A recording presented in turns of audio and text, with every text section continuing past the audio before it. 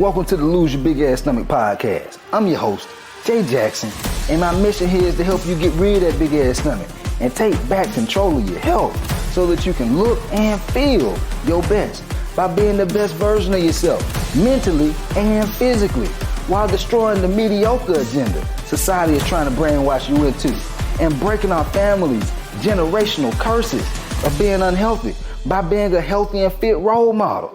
It's time to set a new standard. It's time to set a new standard of living. If you find the podcast helpful, be sure to hit that follow button because that helps us build a movement. Let's go. Guys, believe it or not, all the influencers, the successful trainers and coaches and speakers that you see all over social media and YouTube, no matter how big and bad they might seem, we all have a soft spot. Most of us have a soft spot. And what I mean by that is, it's different for everybody. Like some people, they might have that soft spot for little kids. Some people, they might have a soft spot for, the moms, the single moms, or the fathers who taking care of their family, but it's real hard for them. They might have a soft spot for people who, lost loved ones from health issues like high blood pressure, type 2 diabetes, and sleep apnea. That's one of my soft spots, y'all. Believe it or not, that's one of the reasons I do what I do. Because growing up for me, man, I've seen a lot of close people tell me pass away from high blood pressure, heart disease, heart attacks. My granddad passed away when he was 46 years old. Way too young, man. 46 years old. We looked at him like the provider of the household, and he was a truck driver, and we started seeing him having like mild strokes here and there, which led to him having sleep apnea because of his weight, and then he ended up having a heart attack when he was 46 years old. And so we all have soft spots, and I don't think that a lot of people realize, you can act all big and bad if you want to, but you can use these soft spots to drive you. You can use these soft spots to fuel you. Like for me, I didn't stay with my mom or dad when I was growing up. I didn't move with my dad until I was like 12, going on 13 years old. And, prior to that, I stayed with my granddad and his two sisters, which were my great aunties. And literally all three of them passed away within like a year and a half. Granddad passed away of a heart attack. Then one of his sisters passed away from a car accident. Then the other one passed away from type 2 diabetes. And so it was just like boom, boom, boom, back to back, right? And then I moved with one of my great auntie's son, and he ended up having to go to prison. And so I'm like, damn, what is going on? Like, why am I getting passed around the family? Why I'm not like the normal kid that has the mom and the dad household growing up, And so when I finally moved with my dad, he had a gym. He had like the living room was basically a damn gym. He had a bench press, he had a speed bag, he had, the leg extension machine. He had all that kind of stuff in his living room. We didn't have a couch and a TV. And so it was like heaven for me. I'm like, woo, boy. I was the kid with this big old ass head, slim body in school with no confidence. Now I can finally hit the weights and start, talking to my crush because I feel like I look the part. Because before that, I was the kid that was real quiet in school because I didn't feel like I, looked the part. And so started working out. And then as I started working out, I started noticing how excited my dad was. And the excitement that I saw from me working out that caused my dad to be so excited, it was like I started chasing that. I started chasing that validation. I started chasing him being proud of me, right? And so that just took my workouts to a whole nother level. And that was my soft spot. And to be honest, y'all, it's still a soft spot of mine. Because growing up as a child, he wasn't really in my life like that. I see him at my football games, but I didn't stay with him. That was the only time I really seen him, when I would have a football game in a little league, and, I'd see him over on the sideline. I'm like, oh, that's my dad. But I really didn't know him. And so I'm saying all this because we all have a soft spot, and we can use this soft spot to our advantage. Sometimes it's, you got kids. You can use this, and I feel like that's one of the biggest soft spots you can have as a man or a woman. You can Be like, man, my soft spot is I want to do well, and so that I can make my kids proud of me. I can make my kids admire me.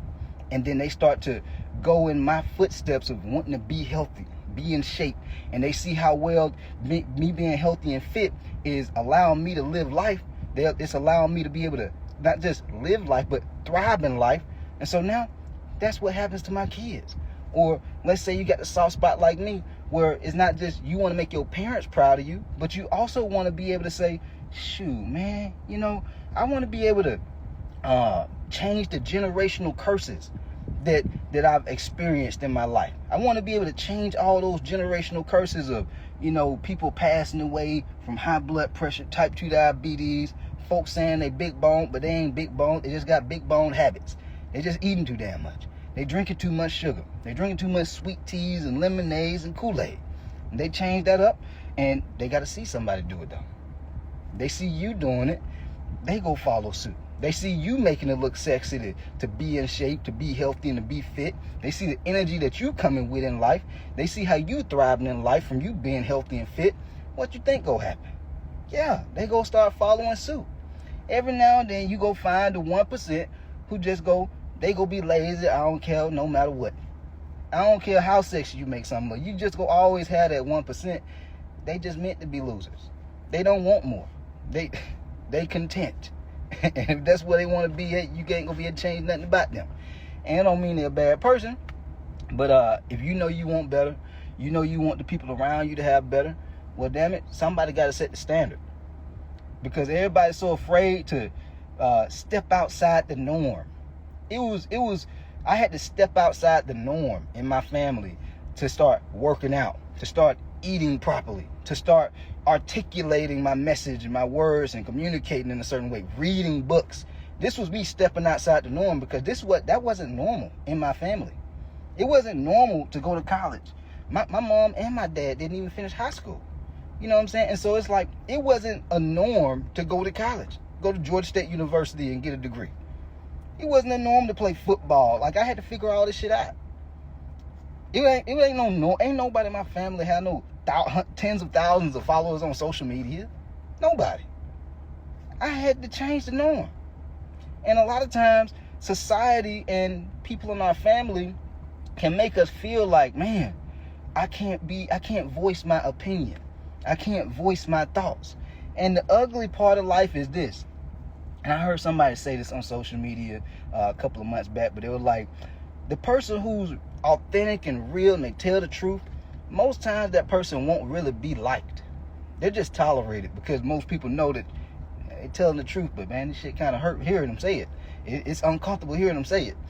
But that's what's allowed for me to continue to level up, me being authentic. And quite frankly, I believe that's the reason that my audience is starting to grow. I've started to open up and be authentic and share my truth, and not care about how people think about it. And it's such a freeing feeling. It's such a freeing feeling, because my soft spot is, I want y'all to feel that same feeling. A lot of people go through depressions and they feel sad because they don't feel heard. They feel like they have to suppress themselves. They feel like they have to, and I'm not saying you need to be arrogant, or I'm not saying you need to be rude when you're going at this approach, because the truth is, you gonna always rub people wrong, even if you've been a nice person. Shit, you can see on social media, on the Rock Instagram, this motherfucker like the most liked person in the world, yet you still go see people in his comments shaming them. Man, why you not sending all that money over here to this country? This country's broke. Why you not? They always find a reason to shame you or to paint you as the villain. But at the end of the day, you know your truth though. You know if you're doing what you're supposed to do. You know if you exercising your potential. And I believe part of exercising your potential is knowing what your sweet spot is. If you know you want to be able to be there for your family, your mom and your dad when they get older. You want to provide for them.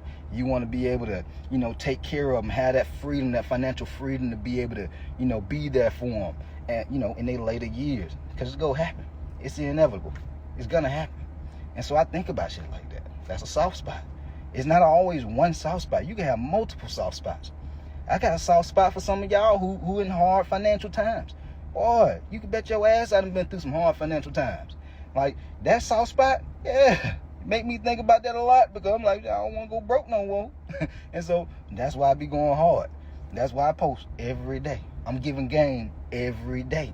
I do it consistently every day, because that's a soft spot. It's a consequence. You know what I'm saying? Consequences can be soft spots, because you think about, damn, I don't want shit to get worse. I don't want to ever go back to that. You know, like even having, this Corvette. I'm a car guy. Everybody don't have to be a car guy, but I'm a car guy. And when you start to get some of the better things in life that you've always wanted, it becomes a soft spot. And you start to live it, you be like, man, I don't ever want this to go away. I'm going to work my hardest. I don't give a damn if I'm motivated or not. I'm going to do it, because I don't want this lifestyle to go. If you like traveling, if you got a big old ass house, if you're able to do things for your kids now that you couldn't do back in the days, that's a soft spot, because you don't want to lose that. So you go hard to keep that. And if you want more, you go hard to excel, to get past the level you at right now. Soft spots. And so I encourage y'all to just, take a day, man, and just write down on a sheet of paper and pen, and write down all your soft spots, both the good, the bad, and the ugly soft spots. You know what I'm saying? I know some of us, we've gone through traumas in our childhood. Write down them soft spots too. If your ass need to get a therapist to start really knowing your soft spots, get a therapist. But those soft spots can give us energy.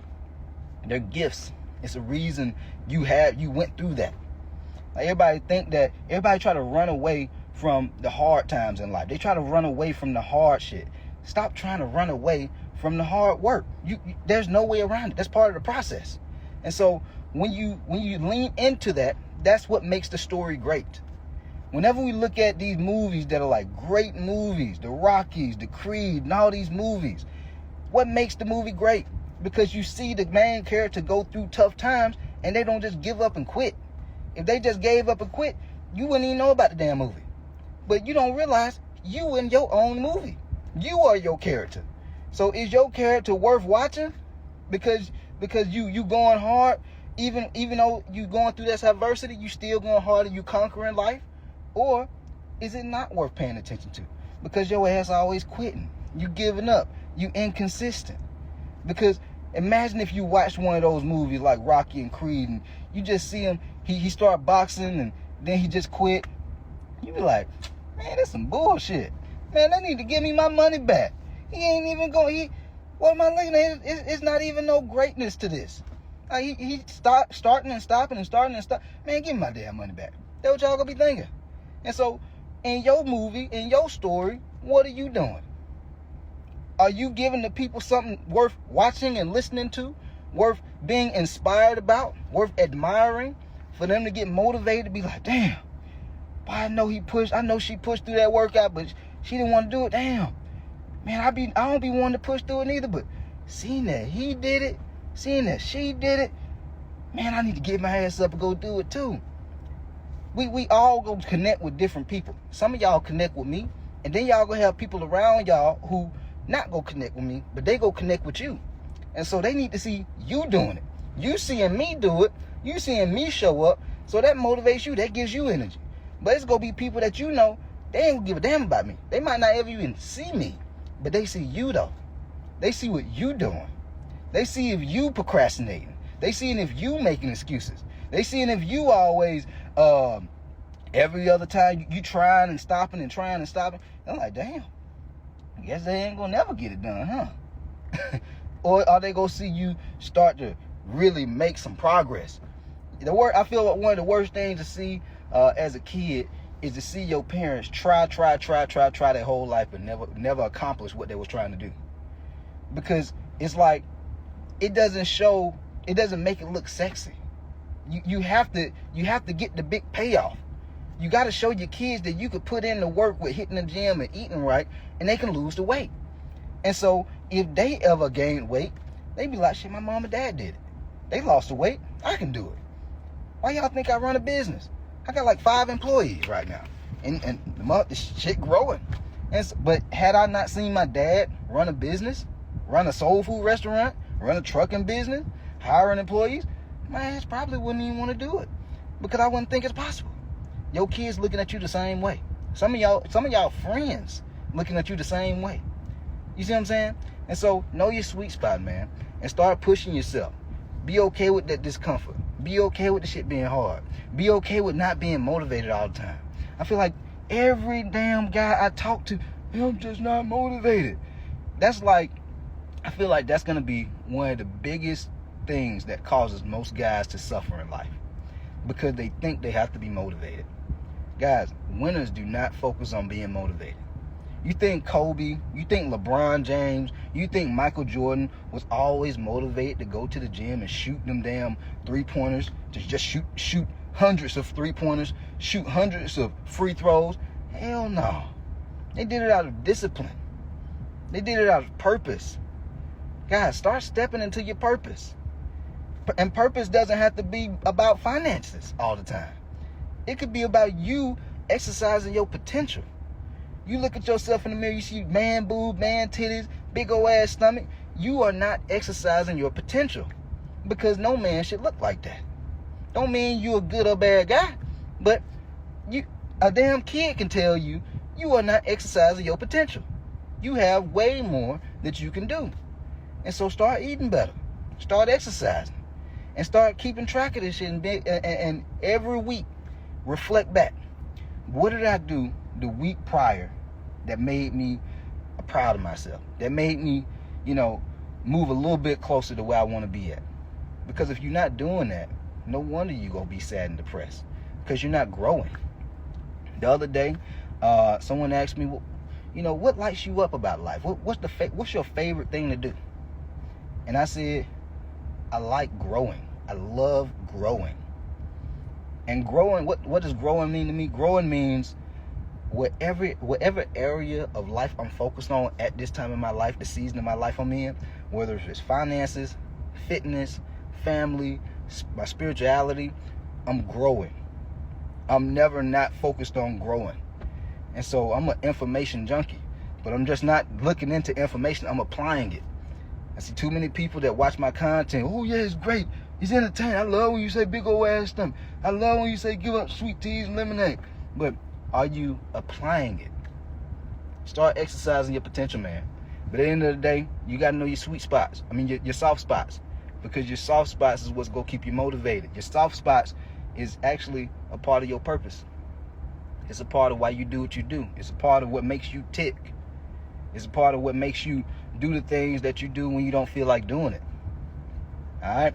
Other than that, guys, we out of here. Hopefully y'all found the podcast healthy. If you did, be sure to hit the follow button and leave your boy a 5-star review, man, so we can continue to grow the movement, baby. We out of here. Let's go.